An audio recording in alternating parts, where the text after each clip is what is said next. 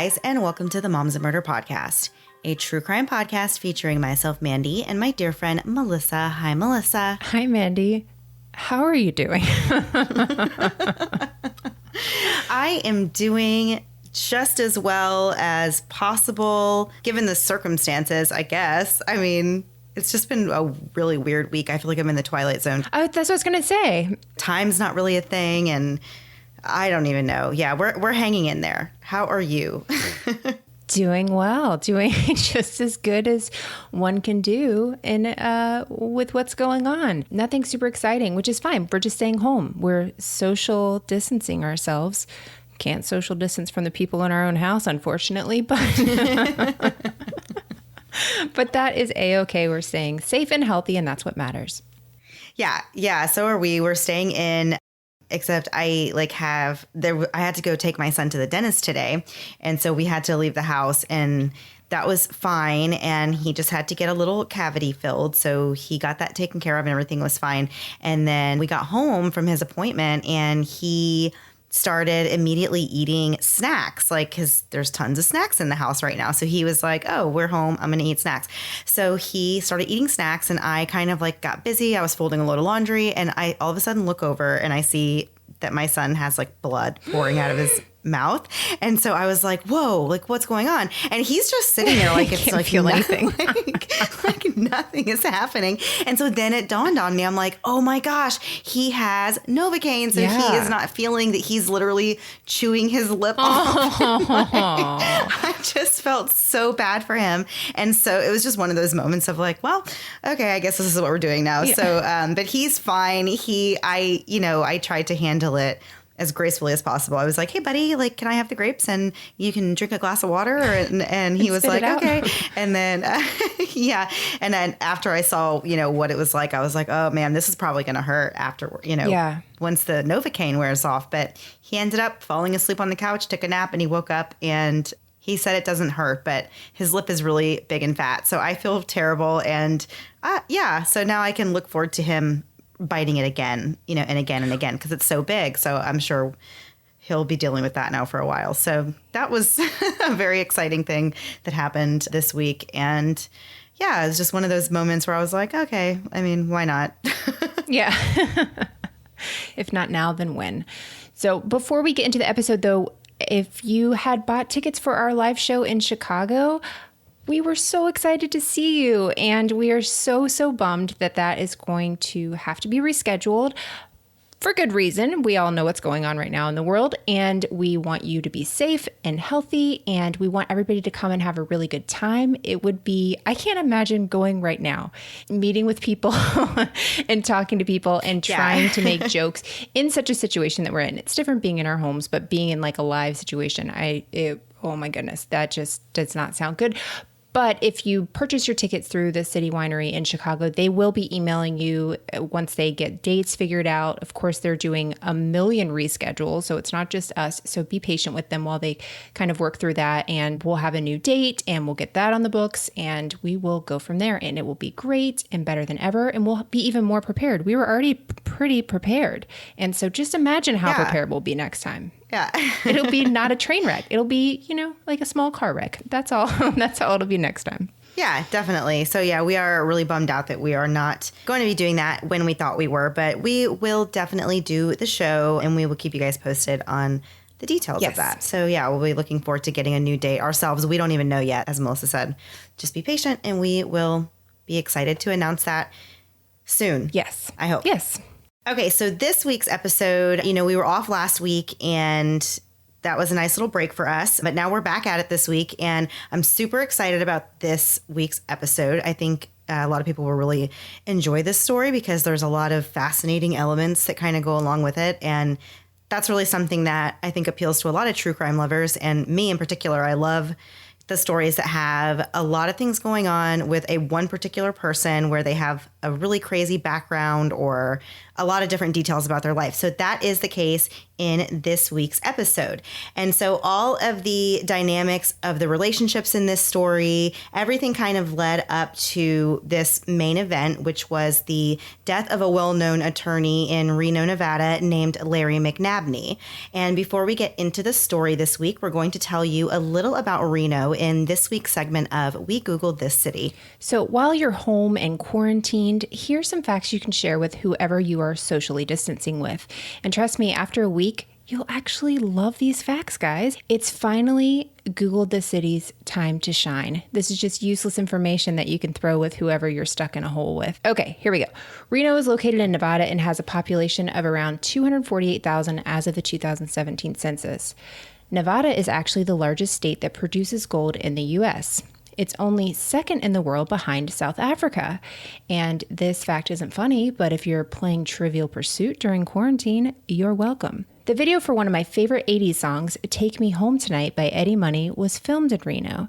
If the song was to be updated to today, it may be named Take Me Anywhere But Home Tonight. And lastly, Reno is the birthplace to blue jeans.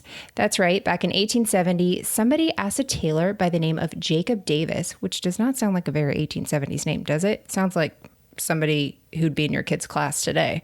But they asked Jacob Davis if he was able to make a pair of pants that were a little sturdier. Davis took the challenge on and added copper rivets to his design and paired with Levi Strauss to finance his pattern. And that's how we got jeans. So next time you wear your favorite pair of jeans, think of young Jacob. Without him, we wouldn't have jeans. Nor would we have timeless hits like Baby's Got Her Blue Jeans On by Mel McDaniel or Blue Denim by Stevie Nicks. And who could forget the classic Apple Bottom Jeans from my hometown hero, T-Pain.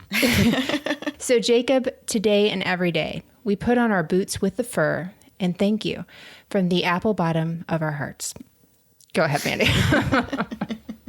So when you hear the words personal injury attorney, you probably know the name of at least one in your local area, thanks to the catchy commercials that many of them have.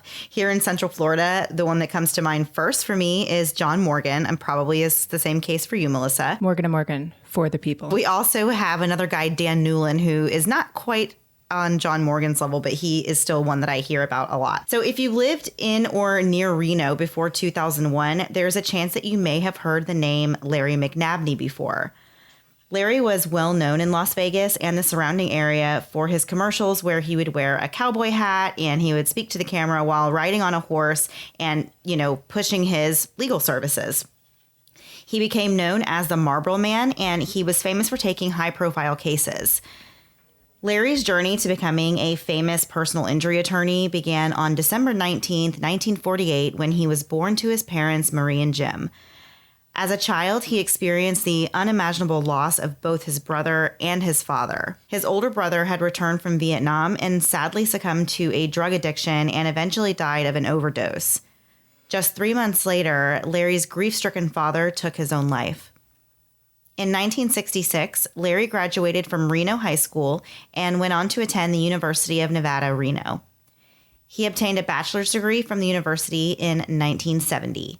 Larry then attended law school at the University of the Pacific's McGeorge School of Law, and in 1974, he graduated near the top of his class. Over the next several years, Larry would marry and divorce 3 times, and he also had 3 children named Kristen, Tavia, and Joseph. With no problem at all, Larry passed the bar in both California and Nevada and took a job working for the Deputy Public Defender for Washoe County. A few years later, Larry branched out on his own and started a partnership with Ron J. Bath, and the two made a name for themselves representing clients in high-profile criminal cases. Larry was great at his job as a lawyer thanks to his high-spirited and organized personality and the confidence that he brought to the table. It was said that he commanded the courtroom and that he was a consummate professional. By 1985, Larry's career had risen him to the level of being a special deputy district attorney, and he was a defense attorney in 2 of Nevada's most infamous cases.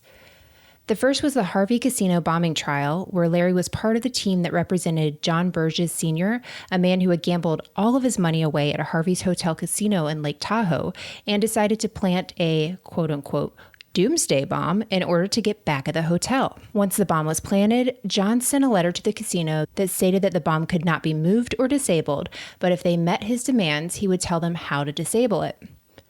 On August 27, 1980, John was attempting to disarm the bomb when he accidentally set it off, causing $12 million in damage and forcing the hotel to close its doors for nearly a year.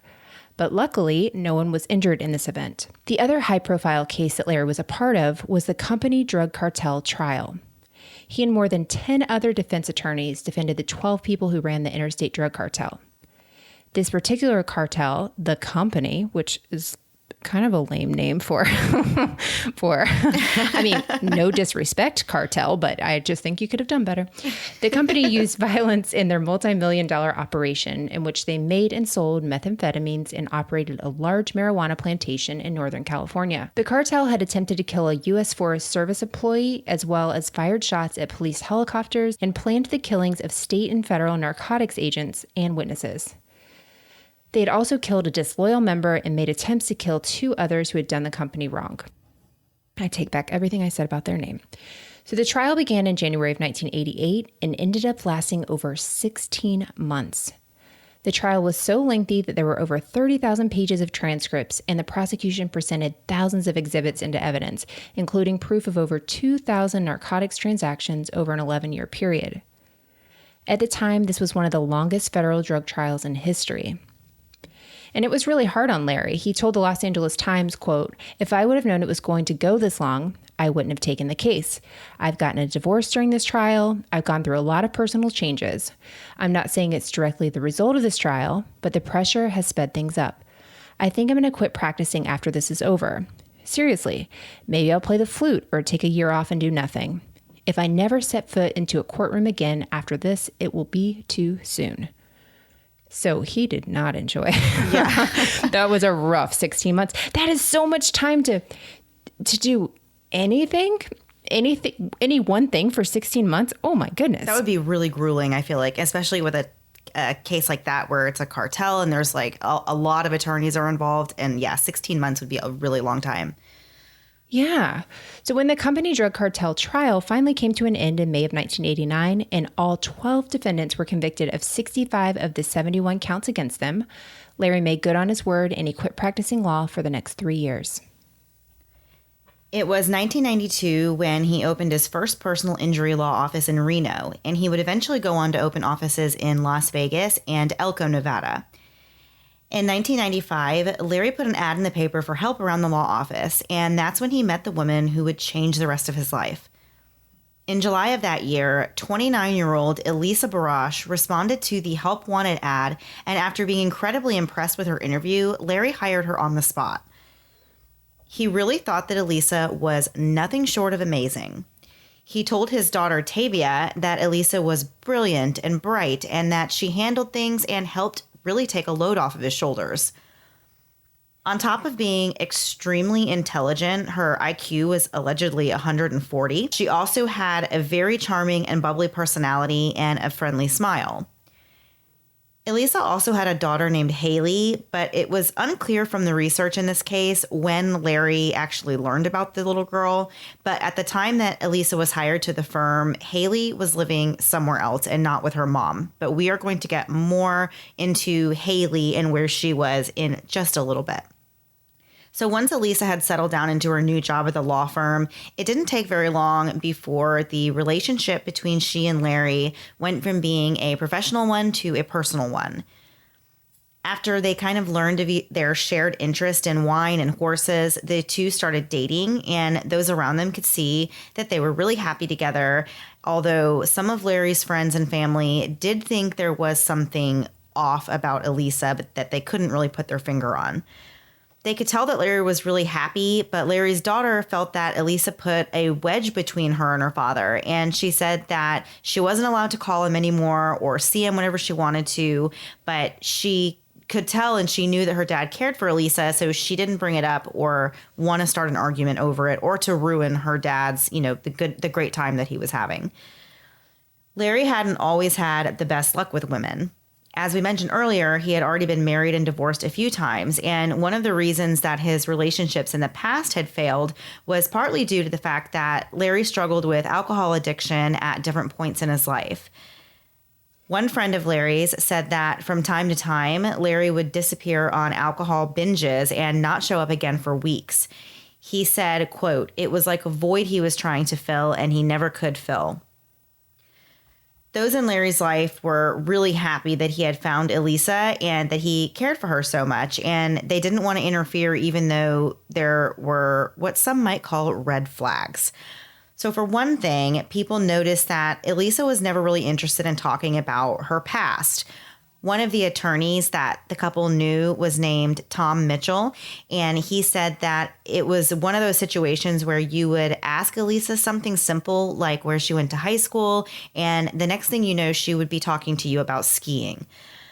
But Larry was enamored with Elisa. Within 2 months of starting her job at the law firm, Larry had already bought Elisa a new red Jaguar. He even bought a stable of horses, and the two began riding in competitions and attending horse shows. Of course, Larry already had this previous love of horses as demonstrated in his commercials that he used for his law firm. At some point in late 1995, Elisa decided to bring her daughter Haley to Reno to stay with her and Larry.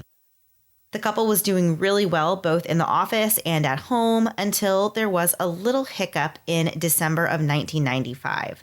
And we're going to get right into what happened after a quick break for a word from this week's sponsors.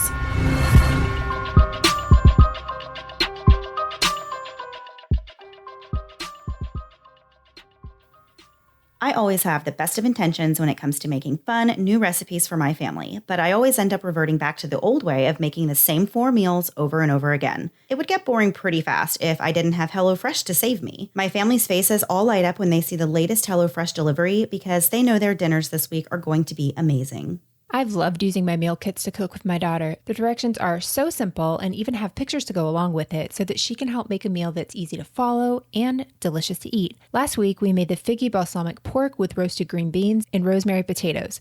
My 11-year-old was not thrilled to try something figgy, and I was nervous as well, but everything we've had with HelloFresh has been absolutely delicious, and this was no exception. From the pork to the green beans to the rosemary potatoes, every bite was delicious, and we all cleaned our plates. With HelloFresh, there is something for everyone in your home, including low calorie, which is what Melissa and I tried this month, vegetarian, and family-friendly recipes every single week. HelloFresh can also save you time. The average trip to the grocery store takes 41 minutes, which is over 35 hours a year if you go once a week. HelloFresh is not only America's #1 meal kit, they also care about sustainability, and HelloFresh's carbon footprint is actually 25% lower than the store-bought grocery-made meals. Go to HelloFresh.com/momsandmurder10 and use code momsandmurder10 for 10 free meals, including free shipping. Again, go to HelloFresh.com/momsandmurder10 and use code momsandmurder10 for 10 free meals, including free shipping. In these unusual times, Rothy's hopes to brighten your day with beautiful, sustainable products and content. Have you ever bought a new pair of shoes and had to break them in?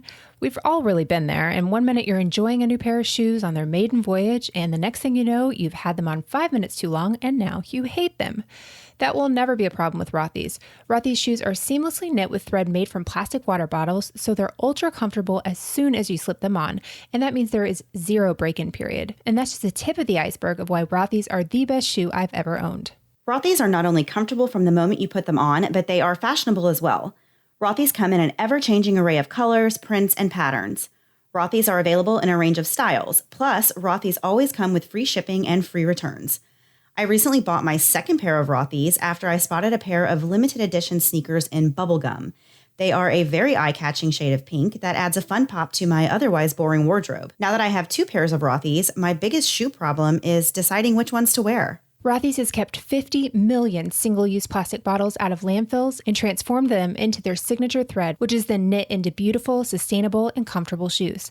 Rothy's also recently began carrying purses, and they are absolutely gorgeous. Plus, they're sustainable just like their amazing shoes. When we say we wear these shoes all the time, we aren't kidding. Anytime we see each other, we're both wearing our Rothy's 99% of the time. Check out all the amazing shoes and bags available right now at rothys.com/moms. That's rothys.com, ROTHYS.com/moms. Style and sustainability meet to create your new favorites. Head to rothys.com/moms today. And now back to the episode.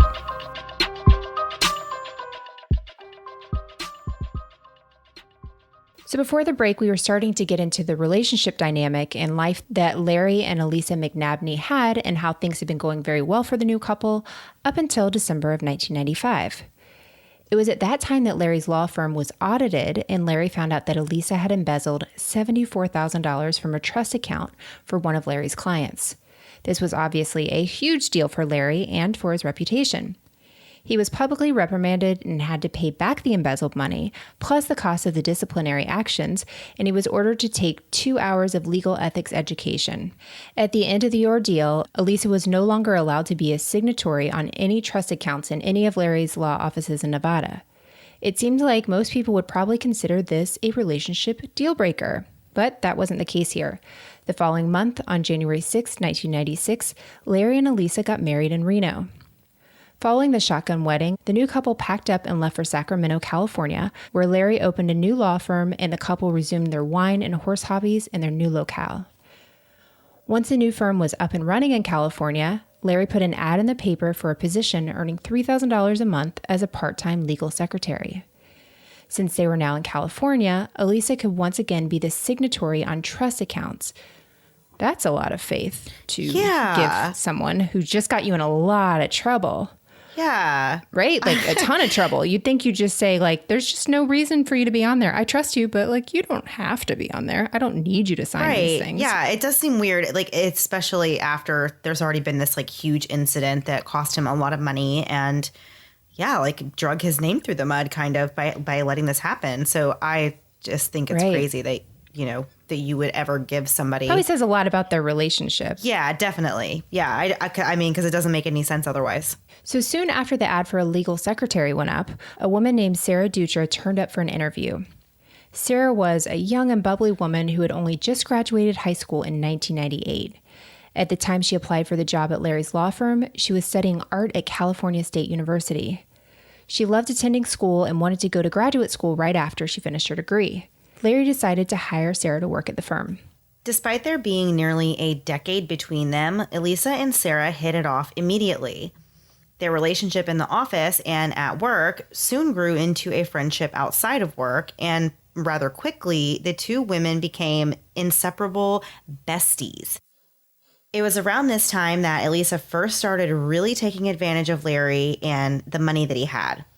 She would take Sarah on these expensive shopping sprees, and they would buy a lot of matching clothes, mostly Gucci outfits, and they would charge all of this to Larry's card. The women pretty much became attached at the hip and started doing absolutely everything together. And Sarah even started traveling to horse shows that Larry and Elisa would go on, even if they were out of town for the weekend.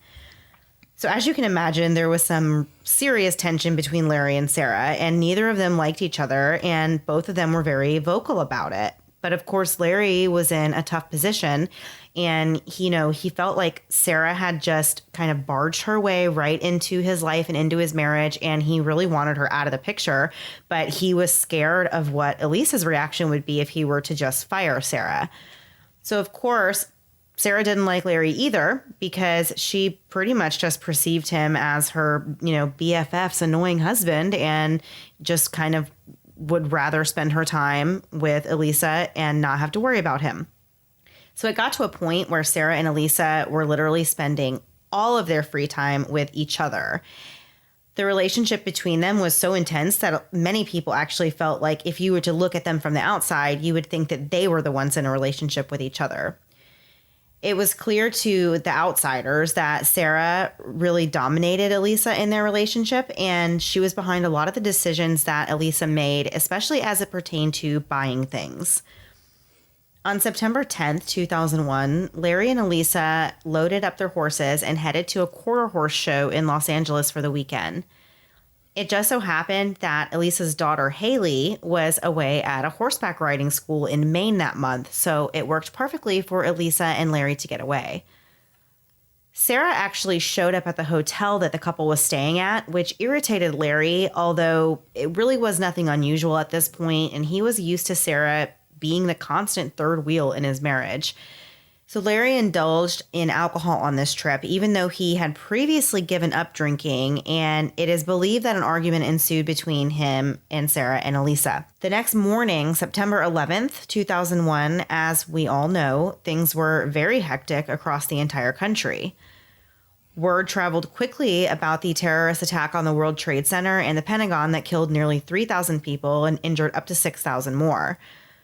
In the midst of all the chaos, the McNabneys and Sarah Dutra checked out of the hotel and headed back to Sacramento. Life at the office resumed as usual, except for one thing. Larry never returned to work after that weekend in LA, but it would be several weeks before anyone would catch on that something was wrong. Elisa, with the help of Sarah, ran Larry's law office as if he were still there, negotiating with lawyers and spending settlement money that came in from personal injury clients. She also hired a new employee named Ginger Miller. Having Ginger around to help with the office task would free Elisa and Sarah up to do more gallivanting. When Larry's family and friends started asking where she was, Elisa said that he was really just too sick to see anyone, including his own children. When clients of Larry started looking for him, Elisa told them that he was making a lot of out-of-town court appearances. At first, no one was really alarmed that Larry wasn't available. After all, he was a really busy attorney, and those who knew him personally also knew about his past drunken benders and thought that this was really just par for the course for Larry. But after a month with no sign of Larry, his kids started to question Elisa's story, and they really started to think that she may have been lying about their father's whereabouts. So they decided to hire a private investigator to help them find their father. Larry's daughter, Tavia, said, quote, "What was strange to us was the length of time that she was saying Dad was gone, that he was in places he wouldn't have been," end quote. Unfortunately, though, the PI was unable to locate Larry. Around this time, Haley returned from horseback riding school, and when she asked where Larry was, Elisa said that she and Larry had separated and that Larry had gone off to join a religious cult, which is a very specific reason, but it's so specific that you'd almost think like, okay, that seems so out there in a way, but that you just be like, what? There's no real follow-up questions. It's not like, I don't know. It's one of those lies that's so specific. Okay, that just makes sense. So in the meantime, Elisa was drastically changing her look. Between September and late November, she dropped 30 pounds, lightened her hair to a more blonde color, and started dressing as if she were 10 years younger. By the end of that year, Elisa had begun to sell off Larry's assets and give away his personal items. In total, she had around $500,000 worth of Larry's stuff, and she wasn't using the money to keep the office up and running. She was letting those payments get behind, and eventually she had no choice but to run the firm from home. At the end of November 2001, Ginger Miller, who was the woman that Elisa hired to help in the office, became very suspicious that maybe there was no Larry at all. She had been told by Elisa and Sarah to give several different explanations as to Larry's whereabouts, and she started to think that it was really weird that after working there for a month, she had actually never met the owner. During this time, of course, Ginger noticed a lot of shocking and unethical behavior happening around the office. For instance, Elisa and Sarah were forging Larry's signature on checks and documents and pretending that he were the one to actually sign them. As far as Ginger could tell, none of this added up to anything good, and she decided to secretly go to the police with her suspicions. At first, the police didn't really seem too concerned about Larry's disappearance, and they thought maybe he fled to escape the debt that he was in. But they kept in touch with Ginger and asked her to continue working in the office and keep giving them any information that she might learn. Police eventually called Elisa to discuss where her husband was.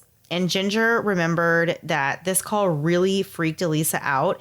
And suddenly Elisa announced that she was going to be attending a horse show in Arizona. So she loaded a bunch of her belongings into her horse trailer and she hired somebody to move the trailer to Arizona for her. But unfortunately, Ginger had already tipped off the police about Elisa's plan to leave town, and they were waiting for her when she finished loading her trailer. Somehow, Elisa caught on that the police were watching her, and she managed to escape before they were able to catch up with her. She took off in her brand new red Jaguar on January 11th, 2002. Later that same day, Larry's son Joe reported him missing as well. By the time Larry's son Joe had reported his father missing on January 11th, 2002, they were already investigating Larry's wife, Elisa. Police were tipped off that Elisa had plans to leave town and that she had loaded her belongings into a horse trailer that she appeared to be using as a moving truck. When police showed up to move in on Elisa, she fled in her new Jaguar. The first person that police wanted to question once Elisa left town was Sarah Dutra. Sarah really downplayed her relationship with Elisa quite a bit, but she did admit that they had become close friends after she began working at the law office. She told police that Elisa had become more erratic when Larry disappeared and said that she began to miss more work than usual. Sarah also alleged that at some point in early January of 2002, Elisa invited her along to attend this horse show in Arizona since Larry wasn't around to go. Elisa allegedly told Sarah that her ticket was paid for, but when Sarah got to the airport, she learned that she did not have a ticket in her name, and when she tried to call Elisa, her phone was disconnected. Sarah told police she hadn't heard a thing from Elisa since then. The investigators already knew that Sarah and Elisa had a much closer relationship than she was leading on, and they believed that Sarah probably still knew more information than she was giving them, but they had nothing to hold on her, so they let her go. A short time later, on February 5th, 2002, an employee at San Joaquin Vineyard spotted something that would provide a huge break in this case. Sticking up out of the ground near a grapevine was a human leg. It was Larry's body. Detectives and crime scene technicians swarmed in to process the scene and to take Larry's remains in for an autopsy.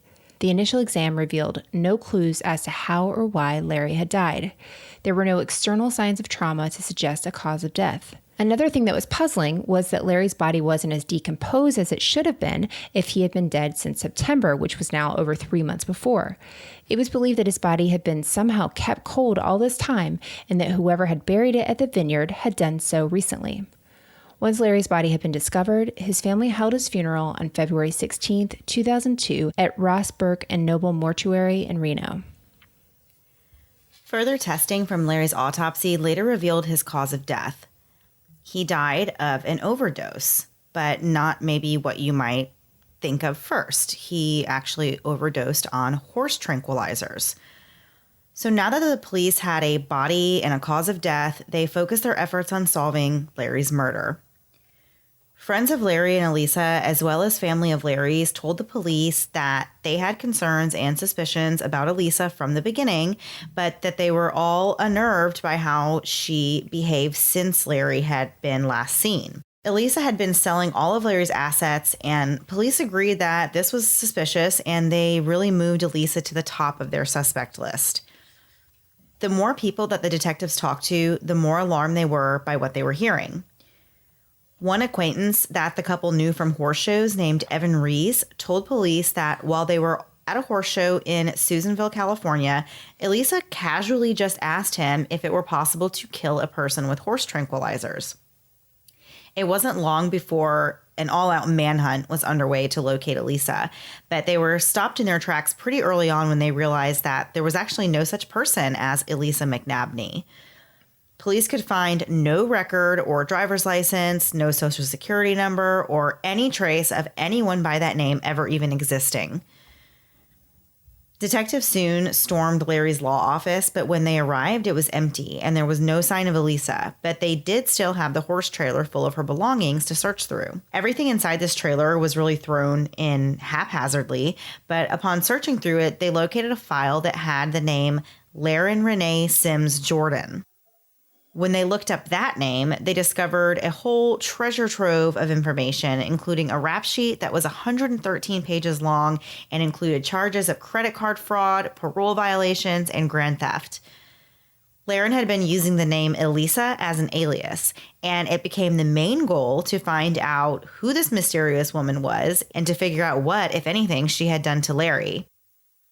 A warrant was issued for Laren's arrest, and a $10,000 reward was announced for information leading to her arrest. Police followed Laren's trail and discovered an enormous backstory that had led up to this point in her life. Laren Renee Sims was born on January 20th, 1966, in Attleboro, Massachusetts, to parents Jesse and Jackie. Her parents did their best to raise Laren right, but according to her mom, Laren never liked being told what to do, and her attitude became harder and harder to control the older she got. Jackie said that Laren had so much to offer, but that she got frustrated very easily. She was raised in Brooksville, Florida, which is directly west of Orlando by about 70 miles. And Brooksville is a very small country town, and Laren wanted to branch out and have more experiences. She was extremely intelligent with an IQ of 140, and she was always at the top of her class. But in a really shocking move, right before she was about to graduate high school, she dropped out. Some people thought Laren was extremely attractive, while others thought she was nothing really special, but those who knew her all agreed that she was conniving, clever, intelligent, and able to sweet talk and con anyone. Her own brother said that half of her problem was that she was too good-looking, and that guys would do really anything for her. As a teenager, Laren was caught writing bad checks, and her parents had her evaluated by a psychiatrist. That's when she had her IQ tested. Despite being very smart, Laren had several disciplinary problems throughout high school, and she skipped school a lot. Teachers described her as being moody, distant, and stubborn, and classmates remembered her as being outgoing and rebellious. When Laren was just 18 years old, she married her first husband, Virgil Jordan, who fathered Laren's daughter, Haley. The relationship was short-lived, and by the time Laren was 20, the young couple were divorced. After this failed marriage, Laren began stealing and conning people. Her life seemed to really take a turn, and she made one bad decision after another. A few years later, Laren had another child with a man named Kirk. They had a son named Cole, who was born with cerebral palsy. According to Laren's brother, by the late 1980s, Laren had started dating a string of what he called losers. In one of Laren's relationships, the boyfriend talked her into breaking into his ex-wife's house to steal the Christmas presents from under the tree. He convinced her to do it by saying that the gifts actually belonged to him and that he wanted to give them to his kids. Laren ended up getting arrested for grand theft and was charged in another burglary and theft just a few months later. She received probation for these two offenses. So Laren wasn't one to be held down, and she eventually decided to violate her parole and attend a hockey game in Tampa. Unfortunately, her probation officer happened to be at the same game and saw her there, and so she was arrested and spent 9 months in jail. But quickly after she was released, she was caught using a stolen credit card and was forced to actually wear an ankle monitor. In early 1993, Laren went on the run.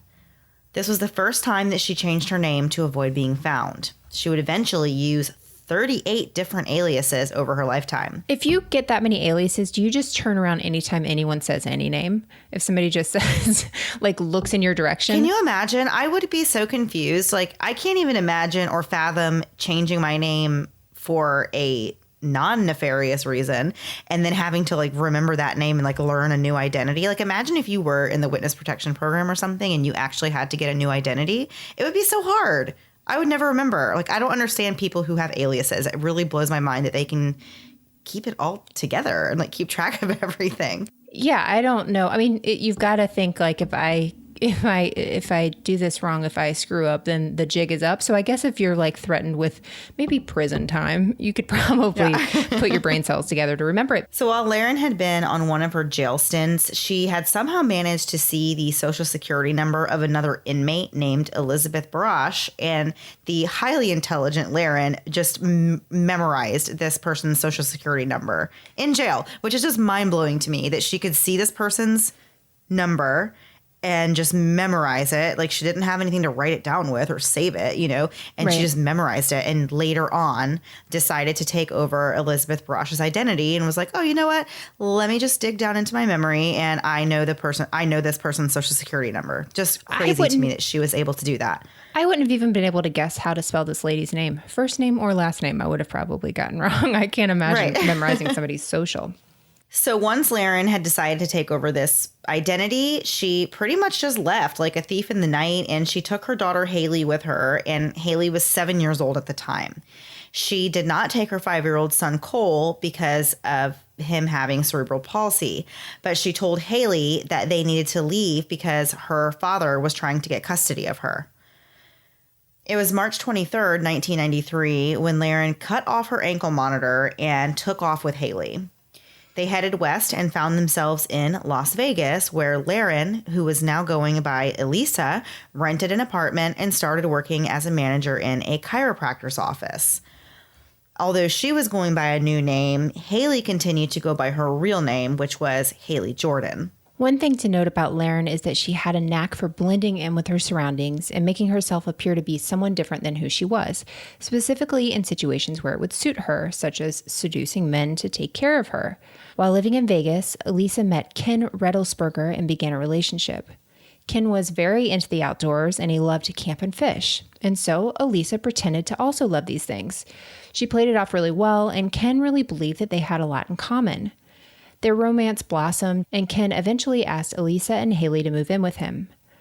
Once Elisa was in, she went through Ken's bills and found a credit card of his. She then stole the card and maxed it out immediately. When Ken got the bill a month later, he asked Elisa to move out, but they got back together very quickly and ended up getting married in 1994.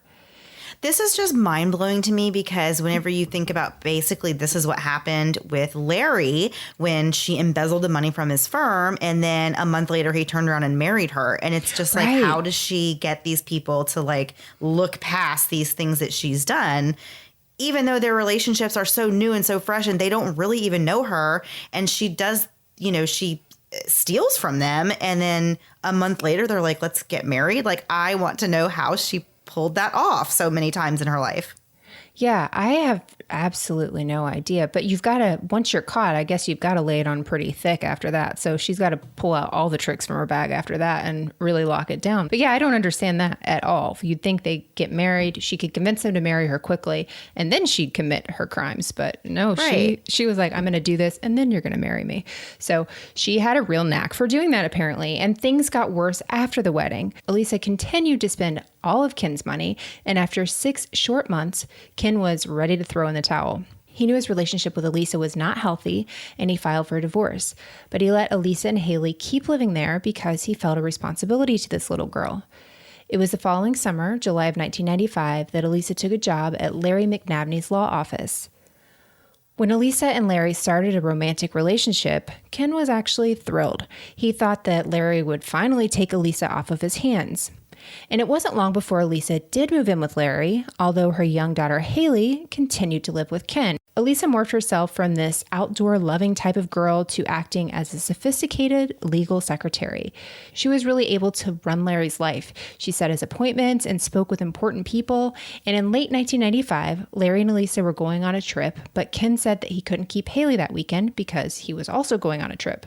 Ken put Haley on a plane to Reno so that Elisa could pick her up, but Ken never saw Haley again.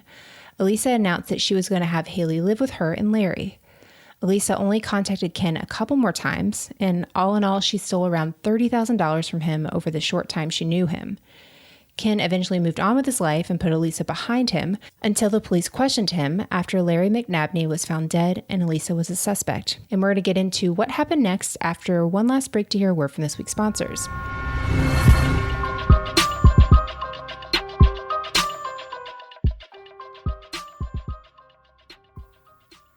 A lot of us are home right now teaching our kids whatever we can that YouTube hasn't taught them. And while searching the internet, I came across this fact that I wasn't aware of. Did you know that the bottom of a light bulb, the part that you screw into the light fixture, has a name? Fun fact, it's called an Edison screw, and it actually came out over 100 years ago. But the light fixtures in your house need to get updated more often than that, and the place to do it is Lamps Plus. Lamps Plus offers custom lighting options with more than 100 handcrafted colors that match lamp bases and shades to your own personal style. They have videos with design tips, inspirational photos with the latest trends, and one thing I really loved is that you can shop for every room in the house with their shop by room feature, making it super easy to figure out what goes where. Using this feature, I picked out the Cove Point light chandelier to hang in my dining room.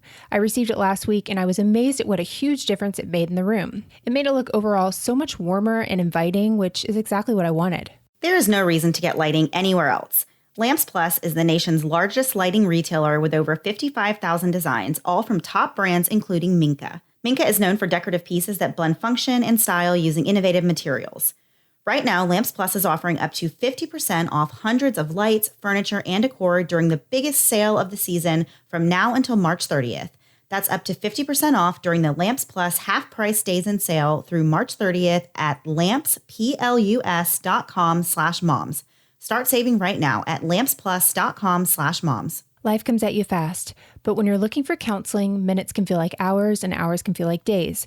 You want help quickly, but how will you fit it in your schedule? Our problems rarely arise during normal work hours, so why is counseling mainly available during normal business hours? BetterHelp Online Counseling is there for you. Is there something that interferes with your happiness, or maybe something that's preventing you from achieving your goals? BetterHelp has you covered and at times that are convenient for you. BetterHelp offers licensed professional counselors who are specialized in issues such as depression, anxiety, relationships, trauma, grief, and more. You can connect with your professional counselor in a safe and private online environment. You can schedule secure video or phone sessions, plus chat and text with your therapist without ever having to leave the house. BetterHelp is secure, convenient, and professional. If you ever find you want to change counselors, you can do so at any time with no additional charge. Financial aid is also available to those who qualify. Best of all, it is truly an affordable option, and Moms and Murder listeners get 10% off your first month. Simply fill out a questionnaire to help them assess your needs and get matched with a counselor you'll love within 24 hours. Go to betterhelp.com/moms and use discount code MOMS for 10% off your first month. Again, for 10% off your first month, go to betterhelp.com/moms and use discount code MOMS. And now back to the episode. Before the break, we were talking about how this man, Ken, who had been dating Elisa before she met Larry, had just put Elisa's daughter, Haley, back on a plane to her, and he never saw her again. Elisa decided that the child was going to live with her and Larry, and that was kind of the end of things between Elisa and this man, Ken, and that was, the final tie between them that was cut off. So he didn't hear anything about her again until the police came questioning him regarding Larry McNabney's death. So Ken told investigators that Elisa's name was Elizabeth Barash when he first met her, and the police found an address for a woman by that name in West Palm Beach, Florida. However, when they arrived there, they found not the woman they were looking for, but instead they found the real Elizabeth Barash, who had her identity stolen by Laren while they were serving time together, as we said previously. Little did they know, Laren had actually already fled to Destin following Larry's murder, and she was living there waiting tables at an upscale restaurant as well as doing clerical work at a law office. And she had also changed her name once again to Shane Ivoroni. It's so interesting to me when people do aliases. I guess sometimes you actually steal other people's identities, right. But I wonder if they ever just make up the names. I guess not. I guess you have to have more than just a name. You have to have an actual identity. Maybe, but I mean, why not have fun with it at some point? You've had so many. Just take a few of your favorite things, put them together. On 30 Rock, this is not important, but there's a doctor named Dr. Spachiman, which if you spell it out, it's Dr. Spaceman. So I always thought one of those things would be kind of fun to have. So in this time, she also cut her hair and dyed it brown, and she dropped from a size 10 to a size 3. On the search to find Laren, police visited her parents, who said they actually hadn't seen her in 10 years. But the police eventually had a stroke of luck when Laren's boss at the restaurant that she worked at reported that his credit card had been used to pay for a meal after Laren attended a Kid Rock concert with a man named Robert Murphy. So all of this kind of goes together, and you'll see how this all leads up to the end of the story. So on March 14th, 2001, Laren's boss from the restaurant went to her other employer, Paul, at the law firm, and told him what she had done in regards to stealing his credit card and using it. So the law office then decided, we're just going to check her out. They looked at the social security number that Laren gave when she was hired, and to their surprise, this social security number came back to a man, which I guess makes sense if she was using the name Shane. I guess that could be a guy or girl's It could name. go either way, but yeah, that makes sense that it came back to a man.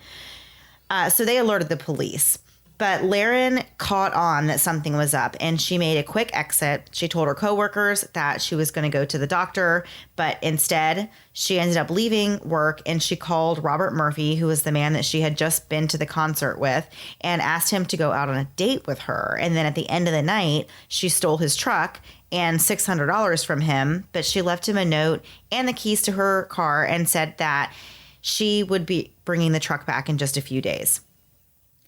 On March 15th, police located Laren's red Jaguar, but they were surprised to find Robert behind the wheel. And when he told them that Laren had stolen his truck, they started to look for that vehicle instead. It took a few days, but on March 18th, the truck was spotted abandoned at a Winn-Dixie near the beach. Officers ended up finding Laren sitting on the beach in a chair, and when they approached her, she simply said, "I am the one you are looking for."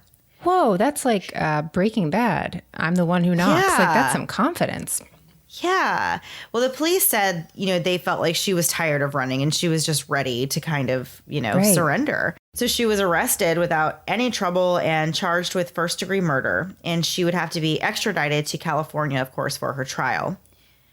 Following Laren's arrest, Haley went to live with Laren's parents. So Laren confessed to police that she had, in fact, murdered Larry. She alleged that he had a drinking problem and that he used drugs as well as abused her, and she claimed that when she confided in her new friend Sarah Dutra, it was Sarah who suggested that she kill Larry. According to Laren, she and Larry had gone to the horse show in Los Angeles on the weekend of September 9th, and Sarah went there to join them. She said that Larry had been using horse tranquilizers for fun that night and that he had passed out. So Sarah suggested that it would be a good time to kill him and that really all they needed to do was give him more tranquilizers and no one would find out. Laren claimed that both of the women took turns squirting the horse tranquilizers into Larry's mouth, but their plan didn't work. Larry didn't die. He woke up on September 10th and actually showed his horse at the horse show, and then he went back to bed. Sarah and Laren believed that Larry was dead at this point, but when they tried to move him, they realized he was still alive, but he couldn't walk. The women had to think fast to come up with a solution for what to do with this heavily drugged man, so they decided to rent a wheelchair. On the morning of September 11th, in the midst of the news of the terrorist attacks here in the United States, Sarah and Laren wheeled a nearly unconscious Larry out of the hotel and put him into the back of the truck. And with everything going on, almost no one noticed them or paid any attention. The women decided to drive out to Yosemite to bury Larry, but he still hadn't died at this point, and Laren really started to have second thoughts. She didn't want to bury him alive, so they kept driving and hoped that he would die. Obviously so terrible that you're just waiting for this person who you loved to die. You're just driving around like impatiently hoping for this person to die. Well, and it's like horrifying to think about it from Larry's perspective because he was on tranquilizers, but he was still, he was conscious, like he was alive and like knew what was happening. He can't do anything. He can't move. It's just terrifying. It's horrible. Yeah. They eventually found themselves back at the house that Larry shared with Laren, who only knew her as Elisa. When they got to the house, Larry said he wanted to sleep. The next morning, September 12th, Laren told police that Larry was dead. Laren said that she and Sarah then wrapped Larry's body in a sheet, put duct tape around it, and then placed his body inside a refrigerator in the garage while they tried to come up with a better plan. As we said earlier in the story, this better plan was to pretend that Larry was still alive and to continue to run his law firm and spend his money. Laren continued giving her confession to police and said that months after the murder, she and Sarah put Larry's body in the trunk of her car and drove to a Vegas hotel. Sarah allegedly stayed at the hotel with Larry's body, and Laren went out looking for a spot to bury him. But she ran into a problem when she realized that the ground was too hard to dig. So the women then drove Larry's body back to California, and they decided to bury him in this vineyard. Laren snuck in at around 4 o'clock in the morning and dug a hole and placed Larry's body inside. Investigators asked her how deep she dug the hole, and she responded, quote, "Not deep enough, obviously." Finally, Laren told police that after the body was gone, she asked someone to come move the fridge away from the house. After hearing Laren's confession, the San Joaquin County Deputy District Attorney said, quote, "This admission may be the only time she has told the truth in years." After Laren had confessed, she was able to visit with her family and see her son Cole, who was now 16 and hadn't seen his mom in 9 years. On March 31st, 2002, Laren took her own life in jail. She left a suicide note addressed to her attorney, Thomas Hogan. She put the note in an envelope, tore it into 4 pieces, put the pieces into a sandwich baggie, and placed it in the corner of her cell. In the note, Laren described a hostile relationship with Larry and alleged that he first hit her on July 2nd, 1996. She said that she confided in a friend who also worked at the office at that time, and when Larry found out that she told the woman, he fired her. Laren wrote, quote, "Tom, I think we both know it doesn't matter what kind of man Larry was. We murdered him. Of course I should spend the rest of my life in prison. Sarah should too. I wish I could change what happened, but I can't." Laren's note also alleged that Larry had threatened Haley, and she believed that killing him saved her daughter from him. She also had some other interesting words in her note, and she was kind of expressing an attraction and this admiration for her lawyer, who she thought very highly of. Her lawyer later came out and said that he thought she was just distraught while she was writing this, and like that those things didn't really, mean anything. Right. So finally, Laren ended her note by asking Tom, her lawyer, to sue the Hernando County Jail for not preventing her suicide, and she wanted whatever money was paid out to go to her 2 children. She said that she hoped they could move into their futures without this heavy burden, and felt that she did them a favor by not putting them through their mother being on trial. After police heard Laren's side of the story, they arrested Sarah. They believed they had enough evidence to charge her as an accessory to murder at the very least. Sarah denied that Laren ever told her anything about Larry being abusive or that she should murder him, and told the police that Laren was evil and was trying to pull her down with her. Sarah said that it was Laren who gave Larry the tranquilizer and who wanted to bury him alive in Yosemite. Sarah said that she was terrified of Laren and believed she would end up dead if she went to the police. Sarah was eventually charged with first-degree murder. Her trial began on January 16, 2003. Laren's confession, though, was not allowed into evidence in Sarah's trial. The prosecution presented their theory that Sarah was the true mastermind behind Larry's murder, and it was all motivated by the mutual dislike between them. Prosecutors alleged that it was somewhat of a love triangle situation where both Larry and Sarah wanted all of Laren, or Elisa's, attention, and Sarah was particularly loving the very fancy life that she was living on Larry's dime. It was believed that Larry had told Sarah that he was going to fire her 2 days before he was murdered, and that was really the true motive behind the killing. Larry's own children agreed that Sarah was a driving force behind their father's murder. They believed that if it wasn't for Sarah's influence, he would actually still be alive, and that Laren really did love their dad before Sarah had come into the picture. Prosecution said that Sarah participated in this with her eyes wide open, and that she was more than willing to help, and also became closer with Laren after the murder. Sarah's defense was that Elisa was bored with Larry, so she decided to kill him, and then she manipulated Sarah into helping her cover it up. She claimed she was terrified of Laren and what she was capable of. But Haley actually testified that Sarah never once seemed scared of her mom. Ginger Miller, who was the woman that Laren hired after Larry's murder, testified that at the time that Larry was missing, Sarah and Laren laughed, shopped, ate, and even slept in the same bed together. They spent all of Larry's money, and Sarah pretty much moved into his house with Laren. They even cleared out Larry's side of the closet in the bathroom so that Sarah could put her stuff in there. After 4 days of deliberation, the jury found Sarah guilty of voluntary manslaughter and accessory to murder. On April 21, 2003, she was sentenced to 11 years in prison. She went to Central Women's Facility in Chowchilla, California, where she stayed until she was released on August 26, 2011 at 31 years old.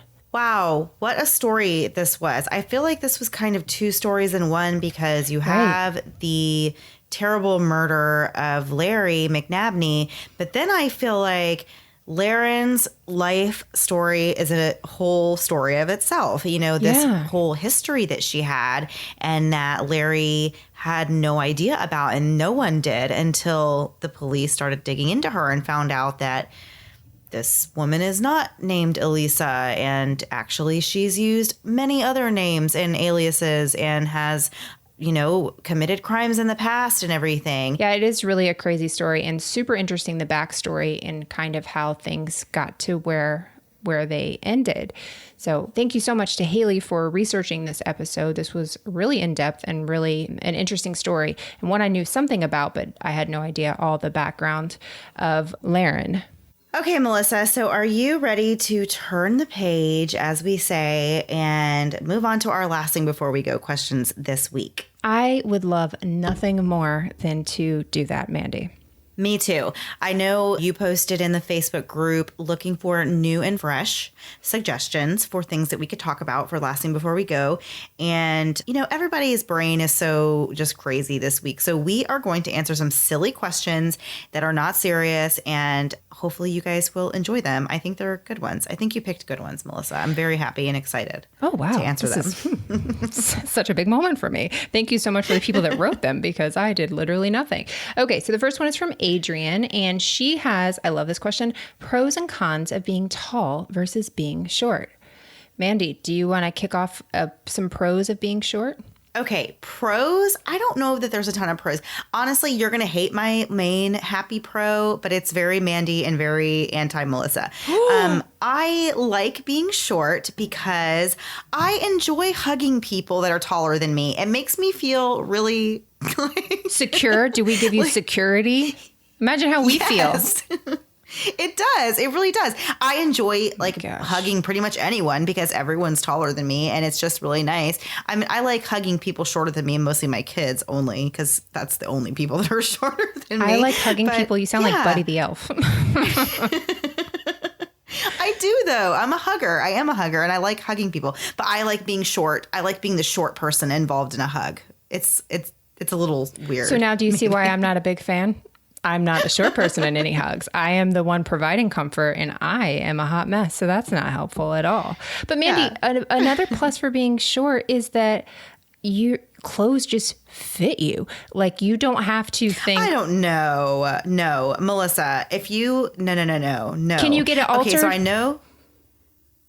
Yeah, I could if I wanted to. Okay, but like pants, you can't, they don't fit. They are so long. They're like, they can cut that off. You cannot add material. I can't get a waistband of extra. Okay. Yeah, there's just it's done. Once they've made it, you can't get it tucked. You can't untuck it. You're just screwed. You have to buy talls online like some sort of monster. Wow. Okay. It's been rough. I can see that. Yeah, so I don't know, but pros, I really like being my height. I don't think that it is a terrible life to live. I'm not like, I don't think I would hate being taller, but like, I don't just sit around and wish that I was taller. I just accept that I'm a short person, and that's just how it is. I mean, I like it. I feel like there's plenty of pros. I just can't really think of them off the top of my head. Can I tell you another pro? Unless you're standing with me, no one will ask you how tall you are. If you're tall, people just will be in line behind you and say, "Oh, wow, how tall are you?" And then immediately ask if you play basketball. So you are always, and I see that now with my daughter. She's 5'5" now. So anytime we go anywhere, people are like, "Whoa, how tall are you?" And so I love it because I'm like, yeah, I've gotten that my whole life. So at least she has a tall person to like commiserate with. But people never mean it rude, but they will never ask a person under 5'10" how tall they are. That's like looked at as offensive, but tall people, they're like, "Hey, Jolly Green Giant, how tall are you?" I like being tall though. Like, that's a fun, I don't know. I did not like it growing up. You were always taller than boys, and everybody had a thing to say about that. It was good in sports, volleyball. It was wonderful to be tall. It sucks with clothes, big time. It sucks with clothes. I like anything I order. I know if they don't have tall, I just can't do it. And the only negative is when there's other tall people, you want to be the tallest. Like because why just be tall? You want to be the tallest one, because then I'm like the tall girl. So if there's another tall friend, then what am I? Am I the girl with a big forehead? Like, there's something that you're going to describe me as, and I'd rather it be the tall person. Just let me have this. Yeah, I mean, I didn't really name any cons about being short. I guess the only real con is obviously the one that you would think is that you can't reach things and you're like just too short. And that is really frustrating sometimes. And then you'll ask a taller person to help you, and then it's like they take it offensively that you're asking. I'm like, no, but that's like our job. You have to, because you're tall. Yeah. So we have to hug you and console you, and we have to reach for things for you. Tell me what we're getting out of this situation. You don't have to hug me. I never said anyone was forced to hug, and I guess you're also not forced to get things on higher shelves for me either. But it is very nice if you do either one of those things, especially if you do them both. So you want somebody, if you ever see Mandy out, please hand her something off the top shelf and hug her. Don't say a word to her. Just grab a can of beans and give her a hug and just be on your way. I will pay you to do that. Oh, goodness. Those are good. But it's good. Accept yourself, however you are. That's just how you are. It's awesome. It's better to embrace it. Okay, Mandy, this really blew my mind, and I'm very excited on your opinions on this. This is from Kat F, and her question is, she says, this is a huge debate in my house this week. Favorite Pop-Tart flavor, and do you freeze it, toast it, or eat it straight out of the box? First of all, did not know freezing was an option. Did you? I didn't know that was an option. I never would have thought that. Are you interested now? I'm kind of interested. I'm not really. I think it's the week I've had that I'm anything that will take a little bit of time, I'll do it. Call it a science experiment for the kids. Okay. So I will answer first because my answer is, as usual, just very confusing and it's going to take me forever to get there. So maybe you do this too. Maybe you don't. I have certain flavors that I like of certain things. Me too. For example, when I eat a peanut butter and jelly sandwich, it has to be grape jelly. Right. That's like the only kind I like. I don't want any other kind. I just want grape. And then I actually like grape flavored things a lot of the time. But then, for example, like maybe something else, I would not choose the grape option. I would choose like a different flavor for that specific thing. Right. So this is kind of how I am with Pop-Tarts. So Pop-Tarts for me, the only ones I will even eat. Can we say it on count of 3? Because I think it's the same one. Okay, it might be, but maybe it's not, but we can try. I hope there's no delay in this. 1, 2, 3, strawberry frosted. I should have known. I got really cocky there. Yeah. So my favorite Pop-Tart is blueberry, and I have to have it toasted. I love the warm, gooey, hot Pop-Tart. I have to have it toasted. I can also eat it out of the box, just the way that it is, room temperature, as you would. But I really love it toasted. I like where you're going there. I don't think I've had blueberry. I love the blueberry. It's my favorite flavor. But like that's the only thing that I really eat blueberry flavor of. Like I don't usually choose blueberry flavored anything, but Pop-Tarts is the one thing that I eat. Blueberry. That's my jam. That's my Pop-Tart jam. But that's similar to me where I've eat the strawberry frosted one and I'm not entirely sure I've ever even tried another flavor, but I know that I like the strawberry one. So that's the one I always get. So I do it toasted or not. I don't care. I typically just eat it out of the package. I don't really care that much about it being toasted. It's so good when it is. See, I guess I don't really care about it that much either. And I will just eat it out of the package. But if I have time or patience, rather, to put it in the toaster for a little bit, it is so worth it. It's so good. Can I tell you a suggestion that somebody said that I had never even considered? Putting butter on it. So toasting it and putting butter on it. Oh, yeah. Mandy, I can see how that would be. I'm not knocking anything this week. No, I can see how that would be delicious, actually. That sounds really good. That, I know. I hope we're changing everyone's life with whatever they have in their pantry right now. We just gave you recipes for the week. Oh, goodness. I don't know. I love Pop-Tarts, and this made me very hungry for Pop-Tarts. So this did not. I know. I love them too. I actually haven't eaten a Pop-Tart in a long time. My kids don't like them, which is really weird because kids usually love Pop-Tarts. But right. You know what I loved as a kid? Toaster strudel. Yes, we never too. had them in my house. But my neighbors had them. They had the best snacks. They had gushers. They had everything. Oh, gosh. I hated my friends who got lucky and had like cool snacks right? and foods They had like stuff. I know. They always had the best snacks. So I remember going over there and they just made me a toaster strudel for no reason. Like it was not somebody's birthday or anything. Yeah. And I was just like, what is going on here? Why aren't you giving me a box of raisins? Or like, what did we call it? Like ants on a log, banana with peanut butter and raisins. I thought that was like some very classy stuff to serve your I know. Serve your that friends. was so me as a kid. And like, I actually feel terrible and we can talk a little this is totally not related to Pop-Tarts, but I always feel bad for my kids because I was always raised in a house that never had snacks. Like we didn't have sodas. We didn't have chips. I didn't get fruit by the foot. I didn't get like anything like that. Even though I always wanted those things. My mom was like, no, they're not necessary. It's like not a necessity and you don't need to have it. So I never did. And so now I don't buy that kind of stuff for my kids. Like I really don't ever buy, we don't really ever have Pop-Tarts. I do buy fruit snacks every now and then, but we don't really eat fruit snacks. I never buy chips. And so my son, now that we're all home and spending so much time together and my kids want to eat constantly, my son had like a full breakdown the other day because, and like, I don't know where this came from, but he came up to me and he's like on the verge of tears. And he was like, why don't we ever have chips and dip in this house? And I was like, what? I was like, where is this coming from? And he was like, I just want chips and dip. And he's like, we never have that. And I'm like, you're right. Like we don't, because I don't buy that. But like, I didn't know I was like affecting you so bad. Like, you really are. You were just ruining lives over there. That's so funny. So yeah, I'm going to have to get some chips and dip as soon as it's safe for me to do so. Yeah, there you go.